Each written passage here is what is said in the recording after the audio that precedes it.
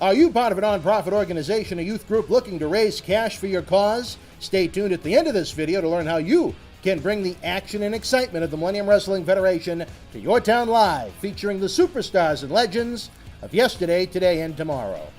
Boston, on Sunday, October 21st. It's the WWE Live Super Show with your favorite superstars from both Raw and SmackDown Live under one roof. See Roman Reigns collide with Braun Strowman in a thrilling main event. And AJ Styles takes on Daniel Bryan, Samoa Joe, and The Miz in a fatal four-way match for the WWE Championship. Plus, Ronda Rousey will be live in action as she battles Alexa Bliss for the Raw Women's Championship. Don't miss the WWE Live Super Show, Sunday, October 21st. Tickets and VIP packages are available Friday, August 24th.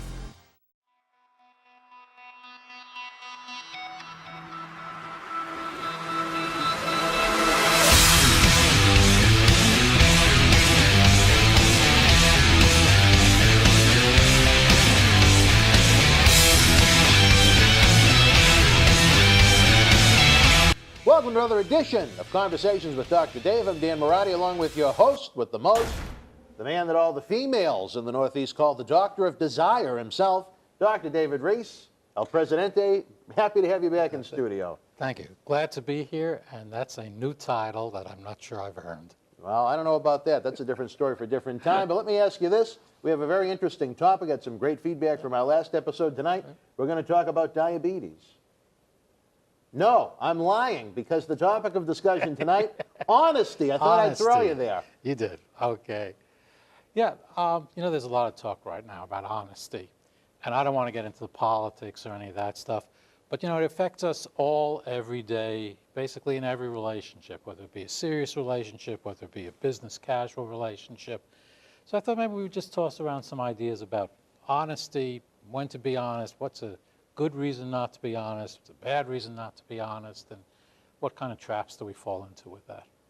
What scenarios do you find where people shouldn't be honest, outside of the proverbial white lies, so to speak? Right. That's a very tricky question, because obviously none of us are angels and none of us are perfect, and to say no one should ever lie or there's never a good reason isn't realistic. On the other hand, anytime you're in a relationship where trust may be damaged, even the most benign white lie can sow the seeds of doubt. And you don't want something that now is minor to throw doubt into a later interaction that may not be minor. So yeah, theoretically, it's best to be honest. You know, sometimes what I tell people, and feel free to just go any direction with this you want, is if you really feel that something you're going to say is going to hurt someone and it's not really necessary, to just put it off and to take responsibility for that. Like, you know, I'm really not willing, I'm not ready to talk about that right now. And if the other person may get upset and say, well, you know, that's, you know, you should be ready. Well, yeah, I'm just, you know, I take responsibility, but I'd rather we wait on that. Now, sometimes that may not work, but it can lead to a bigger argument. It can lead to a bigger argument. And a longer argument. conversation that you might not want to have. Right. And sometimes it's best to just clear the air. But on the other hand, sometimes the other person may respect that and say, yeah, better we just put that off, especially if it's something that's not important, rather than risking the trust, to just put it off, because you're not lying by doing that. You're just saying, I'm not really, I just don't want to talk about that now. Is it, and even ask permission, is it okay if we just put that off? Now, if someone's saying, you know, does this look good on me? It's hard to say, I'll tell you next Tuesday. Right. And there are times when it's pretty benign. But again, any time in any relationship, whether it's personal, whether it's business, anytime you're sowing seeds of doubt, it can come back to haunt you. Well, in your professional life, I know you deal with all walks, all creeds and kinds, from the creme de la creme of society, maybe to what some might call the bottom of the barrel. Do you see a particular pattern with these lies, series of lies and so on and so forth, the root behind them, the meaning behind them? There are a number of different things. And really, you know, whether you're talking about however you want to call creme, bottom of the barrel, no difference. Some of the biggest liars I've seen have been bottom of the barrel could be considered elite. Some of the most elite people and some of the most honest people I've dealt with are barely scraping by. Right, yeah. So it really depends on the individual. But there are patterns, because you see people who are just inherently manipulative, and who just always want to look good and don't really think about the effects of what they're saying.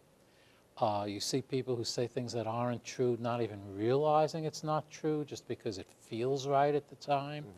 And that can happen in any circumstance to any person. And are there patterns? Yeah, and if you identify that pattern in yourself, it's worth taking a look at it. Is there something that can be diagnosed in someone? I mean, is there a particular, I'm not sure if the word is label, but is there a certain diagnosis that can be given to someone that has a chronic pattern of twists of the truth, so to speak? When it gets to be a real pattern, then we can talk about it as a pathology or diagnosis. Of course, we talk about people who are pathological liars. Is that an official diagnosis, or is that just kind of a street slang? That's more street slang. Officially, it would be more like sociopathic. Oh, really? But that would be the person who lies for the sake of lying. And have you run into that? Oh, yeah. Really? Oh, yeah. There's some people who just, sometimes it's out of manipulation. Sometimes it's because they don't trust themselves, and they're always trying to do something to blow it up, to make it sound better or whatever. So that's one type. There's the manipulative type, which is usually pretty bad.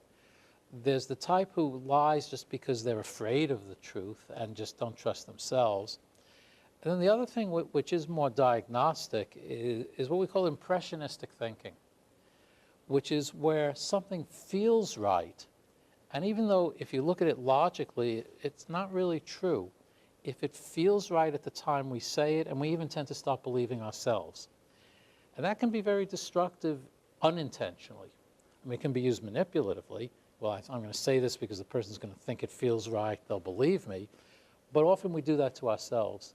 We'll take something that just feels like it gives us a good explanation or a good out, and then accept it, and then before you know it, you stop believing it. Or you may believe it one day and then the next day be unsure and then be stuck with it. So impressionistic thinking, or basically thinking based on your emotional impression, rather than looking at what are the facts, can be awfully dangerous at times. We all do it. No one's perfect. We all do it at times. But if it gets to be a pattern, it can really be disruptive. Well, let me throw this one out to you, Dr. Reiss. Maybe to take a tale from someone familiar with this television studio.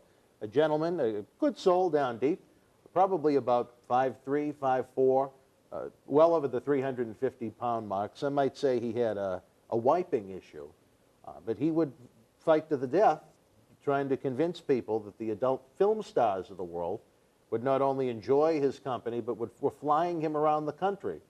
And I don't think anyone ever believed that story that had eyes or a nose, but these stories went on for years, Dr. Reiss. Why would someone persist in a story like that was so unbelievable and untrue? Well, sometimes there's a sense of power in it, in that even if you know the other person isn't believing it, the fact that the other person may play along gives you a sense of control and power. And sometimes it's to try to fool themselves. And there may be all sorts of other complexities. But sometimes just the idea of I'm saying this and people are going to go along with me gives me a one-up position. Even if they know I'm not telling the truth, the fact that they're catering to me is a win. Is it an attention thing? At times. Yeah. At times it surely is. It just, I mean, we all add some, add more to what we want to say. Imagine the world of professional wrestling, that being true. Right. And, and boast, and stories get better. Every time I tell a story about my past, it gets better or worse. But that's just human. But when it's a pattern for a particular purpose is when it really gets to be problematic. What do you do in a situation where you see these patterns developing and getting maybe worse and worse as time goes on?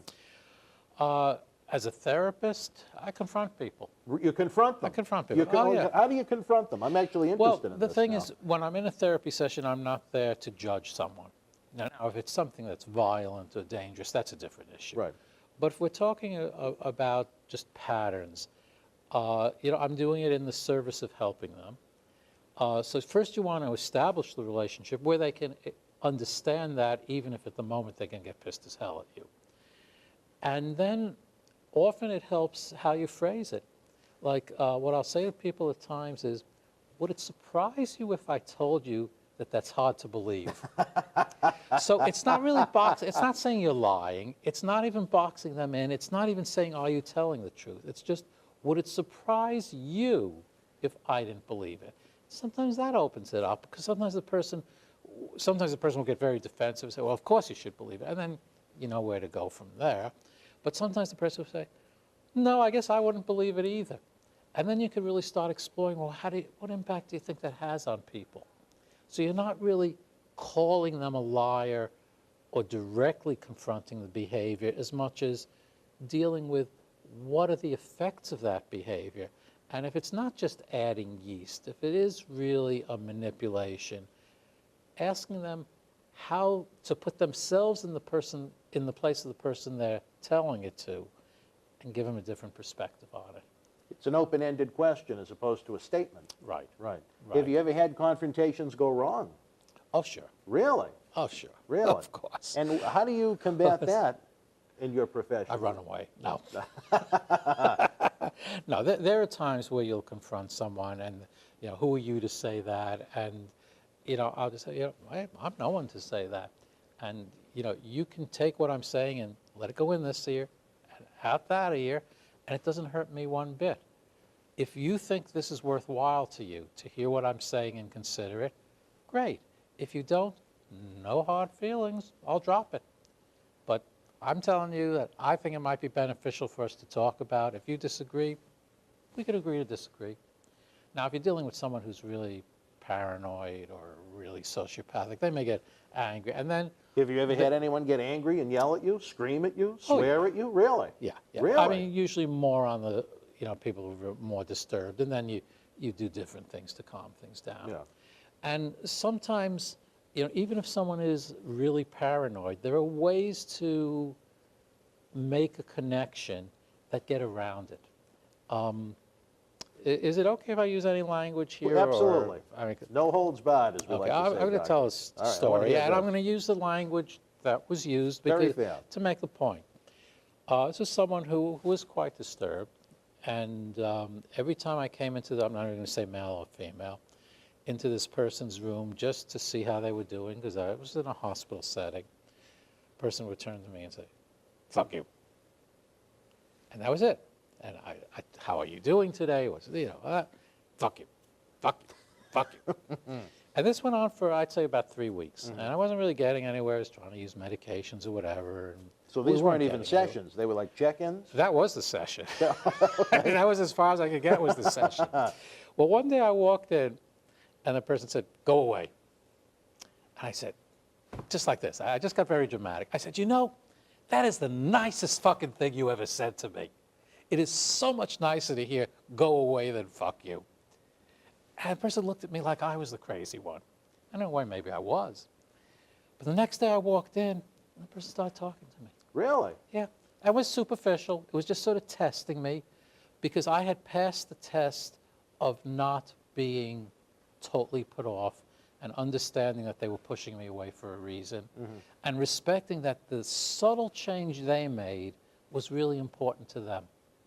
And did that open up the door to better communication as time went on? Yes. Really? Yeah. Now, I'm not saying we had great theoretical discussions, but we were actually working together better. And you went on to have actual back and forth sessions? Yeah, I'm not saying we had, analytical sessions, but we were able to talk more openly about medication. The person was able to listen to me, not always agree, but listen to me. And I've done that any number of times, not exactly with those words, but where you agree to disagree. I'll give you one other quick one, where sometimes I'll say to someone, you think that, I think this, I think there's one thing we can agree on. One of us is nuts. We're not going to say who. Can you agree that one of the two of us is nuts? And the person goes, absolutely, and no, we're not going to say who. Let's just shake hands on one of us is nuts, and I'll see you tomorrow. And sometimes that's enough to make a connection. It establishes where you are, where they are, but you're not going to confront or judge. And the next day, sometimes you can go a step further. Does the judgment-free zone help? It does. It does. Because a lot of times, you have to know what you're dealing with. If someone's lying because they're being sociopathic, because they're being manipulated, that's not going to go anywhere. But if they're really doing it to defend themselves because they're scared or because they're paranoid, then respecting that is important. All right, folks, we hear in the background music. That means we're going to take a brief time out. When we come back, we'll be back with more Conversations with Dr. Dave. Stand by. Have you ever thought about just how much time it takes to plan every detail of your wedding day? Many brides are now spending 10 to 15 hours each week planning the perfect day. It's like adding a part-time job to your already busy life.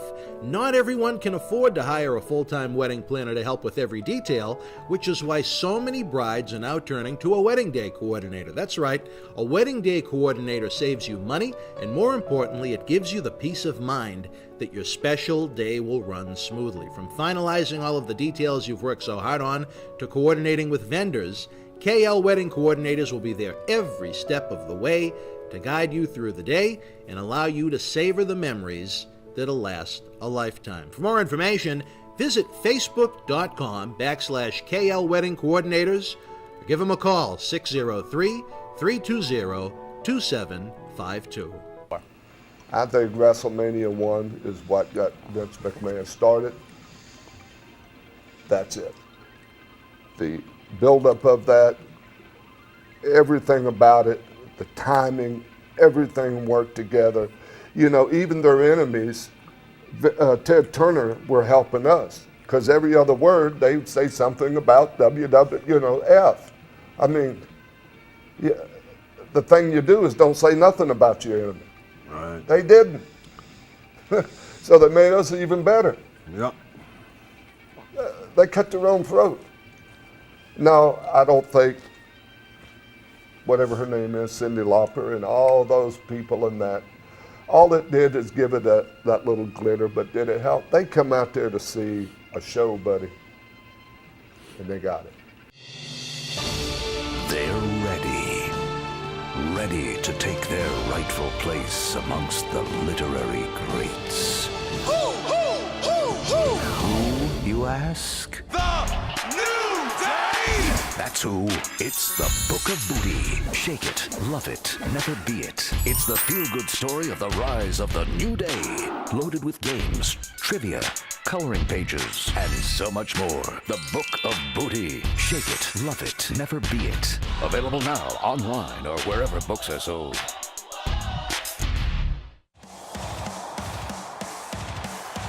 Portland on Saturday, October 20th. Burn it down! Experience WWE Live with an epic main event as Dean Ambrose returns to team up with Seth Rollins as they take on Dolph Ziggler and Drew McIntyre in a tag team match. Plus, the B-Team and the Revival collide for the Raw Tag Team Championship. And don't miss Finn Balor and many more. It's WWE Live in Portland, Saturday, October 20th. Tickets and VIP packages are available. Folks, welcome back to another installment of Conversations with Dr. Dave. I'm Dan Marotti, joined by the man himself, Dr. David Reiss. Doctor, pleasure to have you back here in studio. My pleasure to be here. Today, we're talking about heart disease. No, it's about honesty. I've tipped twice, though. I don't know if I need a session with you. We've gone all through different roads, Dr. Reiss, a very interesting topic in a day and age where it's so easy for people to hide, especially by different personas in the world of social media. You know, a fib can turn into a reality for some folks. Absolutely. Start living it and start believing it. Have you seen that becoming more of a chronic problem as these social media platforms have developed? You know, I'm not sure I see it. And the reason why I don't see it isn't because it isn't more prevalent, but because people use the social media rather than coming to see me. Really? I think, and I don't mean that facetiously, I think there are people who use social media to adopt a false persona, which provides them some sort of comfort or control, and then they don't get the help they need because they're not confronted by reality, because so much of their time is living in this reality that they've made up. So that's the comfort zone. Is it? Yeah. They feel safe in that zone of And lies. often when that blows up, it's really bad, and it's not a good way to be. But at times it avoids people actually dealing with their problems by developing a fake reality to live in. Has that brought a different breed of patient into the psychiatric world? You know, again, at least in the people that I see, I'm not seeing it that much. But again, that may be the bias that those people don't seek me out for the type of work I'm doing. You think maybe I think if you were seeing more young adolescents or younger people, sometimes I even see it among older people, though, who are able to use computers and social media to establish a fake reality.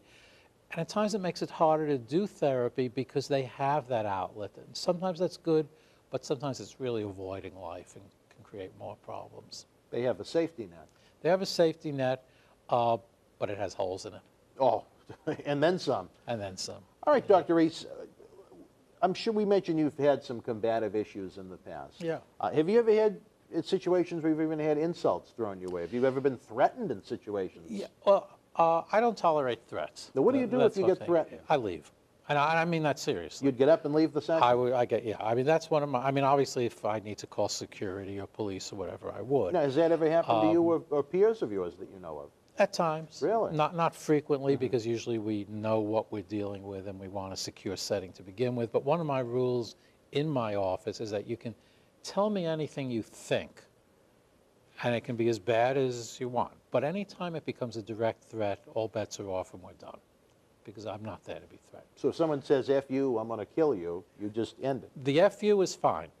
You don't mind the FU? No, that's, All right, that's an all right. expression of how they feel. Okay. The I'm going to kill you, we're done.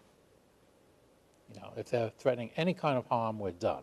If they're just saying what they think of me, that's different. That's fine, okay. And sometimes you have to meet people where they live. And this goes, I'm going to give you a clinical setting, but this really goes to everyday life also.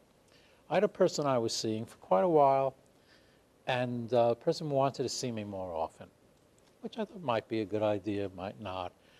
But they were rather entitled, and I said, well, we're going to have to look at the schedule, because I have to work in an extra session, and we'll have to talk about the fee. And it was a very reduced fee. It was minimal, actually, but that just set the person off that I wouldn't want to see them for free. Oh, really? So the next 20 minutes was spent with my listening to how I had never helped this person.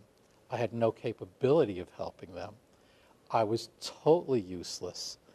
And I was probably the worst psychiatrist ever licensed in the state of California. Really? Which is where I was, yes. So at the end, and I've been working with this person for a while, so I knew how to, I just sort of, I said, you done? Like, can I ask a question? Okay, what do you want to say? I said, well, just one small question. Considering how useless I am, why would you want to see me an extra time each week? And without missing a beat, the person said to me, and I believe they were being absolutely honest at this point, because I don't nearly have enough time to tell you how useless you are. Now, in everyday life, if someone said that to you, you'd be awfully offended. But I took that as this person was really giving me a hint of how I could be useful to them, in that they were using the session to be able to say things to me that they would not dare say to anyone else, and to give them some relief. And if I could be non-judgmental and set the limits that you're not going to threaten me, you're not going to hurt me, but you can express your feelings honestly within this room, that was actually more useful than any interpretation or any prescription I could give them. And we were later able to work on that. Really? And actually deepen the therapy by helping to understand that part of my usefulness was being useless, was being able to be told that I was useless and that I could tolerate it, whereas every other person in this person's life would have attacked them back for that. So even in personal relationships, sometimes you have to step back and say, okay, they're attacking me, but what does it really mean? You know, and does it really mean that there's something going on in this relationship that may actually be important and may actually be able to be turned in a positive direction, even if it sounds pretty damn nasty the way it's coming out? And that's, I think, a deeper honesty. Sure. That when someone says, you know, well, you know, I think you're really an ass. Well, what have I done that makes you feel that way? Yeah. And to honestly listen. And you may disagree. You know, I totally disagree. I didn't mean it that way. I'm sorry. But to honestly listen. And sometimes it can be useful to meet people where they're at and find out what's behind the bluster. That's pretty interesting. What is, I don't know if you could even share on the show, Like, what is maybe the worst scenario you've ever faced as far as a threat or someone trying to become violent with you? Or? I mean, there were one or two times, and I've been doing this for 30, 40 Sure. years. There were one or two times that I had threats that I thought were real, but it was never in a session. Oh, really? No. Like a phone call or something like that? It would be someone who, like, I had seen in the hospital and then left and then was actually angry at the hospital, or was just grossly paranoid and I became a target. But knock on wood, that's been less than a handful. We got to use the real wood if that's the case. Less than a handful of times in Good. 30 years, and I've never been in a situation that was actually dangerous, thankfully. Well, we may come across some people that are watching this show that may find that they fit into some of the proverbial categories that we've discussed. What would the best route for them to be, Doctor? Well, I think the best route is to find people who you can be honest with. And we're talking, you know, as you've brought up about violence, but of course the thing I deal with much more often is self-destructive feelings. That if you're feeling self-destructive, find someone you can be honest with. Find someone who's not necessarily going to panic, who's going to take appropriate steps if there is danger, but who you can be open about the feelings as long as you agree you're not going to act on them. And whether it be a therapist, whether it be a friend, whether it be a religious leader or a spiritual leader, someone where you can be honest about what you feel. And someone who's going to respect what you say even if they disagree with you. And even respect that they may not change your mind. I mean, there are times I've said to people, I can't convince you that there's a purpose for your life. I can't convince you there's a purpose for my life. But I see my role as being here to help you sustain. And that's all I ask you to respect. Not that I'm going to change your mind, but I'm going to help you to sustain. So I think the key is being honest and finding people who can respect you being honest and keep you safe if need be, but give you latitude to say what you want to say as long as it's not a threat. What would the best route be for someone to try and find a professional if they felt that that was in their best interest? It's trial and error, basically. There are good shrinks and there are bad shrinks, and there are good therapists and there are bad therapists. Some of it can be through word of mouth from other people, although if you see someone that a friend or someone or a relative is seeing, sometimes that's, even if they're the best therapist, it's problematic because of confidentiality issues. And then what might work for someone might not work for you. But what I tell people is, you know, if I'm going in for surgery, I really don't care about the personality of the surgeon. I just want to know they do a good job. Right, right. On the other hand, if I'm going in for therapy and after a couple sessions I feel that something isn't connecting, one, confront it. Because any good therapist is going to respect those feelings and maybe say, yeah, we're just not a good match, or is there something we can do to make it better? And if you feel that the person is being defensive or hostile, walk out. Find someone else. Now, these days with insurances, sometimes you're caught. Right. And you have to see someone who isn't real. But basically, when you're dealing with therapy, when you're dealing with counseling, if you can't establish the relationship and you can't work with the person on why, leave and find someone else. How long would you give that? How many sessions? Depending on the circumstance. If it's just an immediate feeling, I'd give it a couple sessions. And the important thing is, what I say is the confrontation. Bring up what you're feeling. It's okay. And if the person acts defensively, get the hell out. If they say, let's look at that, let's see if we could repair it, and if we can't, I'll give you some other names, then give it more time. Interesting, very interesting. I imagine that would be quite a conundrum for someone to be in that took the step to try and get there, and then they.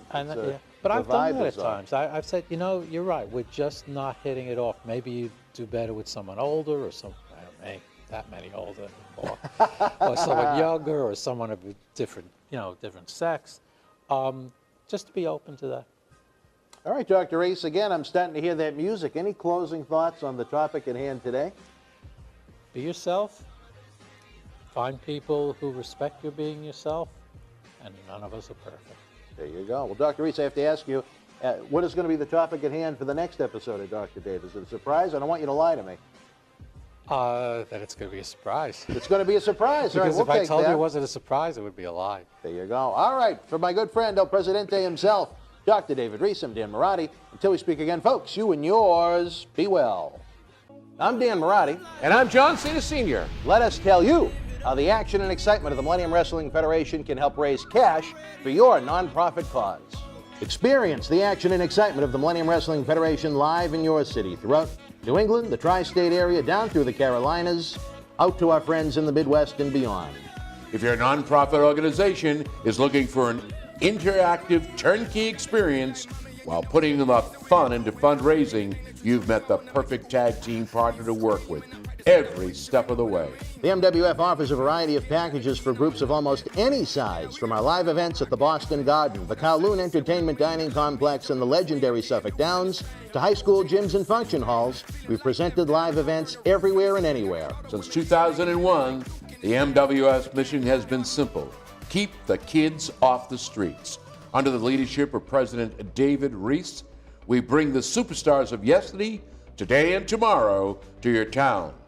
Not for a wrestling show, but an event that features action-packed in-ring wrestling, autograph, pose photo opportunities, Q&A sessions, and so much more.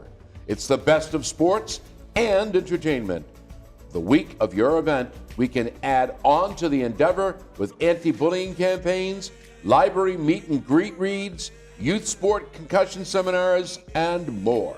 Our live events are fit for fans of any age from 5 to 95. This fall is part of our new Kids Club program. We offer live event experiences exclusively for the youngest of fans. On the flip side, we can produce a tailor-made event for fans of an older demographic as well. We work with you every step of the way to get the word out to fans near and far on our local television offerings and to over 50,000 fans and growing on our social media platforms. Your success is our success. If your group has had enough of candy bar and wrapping paper sales and has the energy to team with our passionate fan base, bringing the NWF experience to your community is the answer to put smiles on faces while raising cash for your cause. Contact us today to get the ball rolling for your custom-made event that you'll want to bring back year after year to your community. Don't just take it from us. Here are the folks we've teamed up with in the past.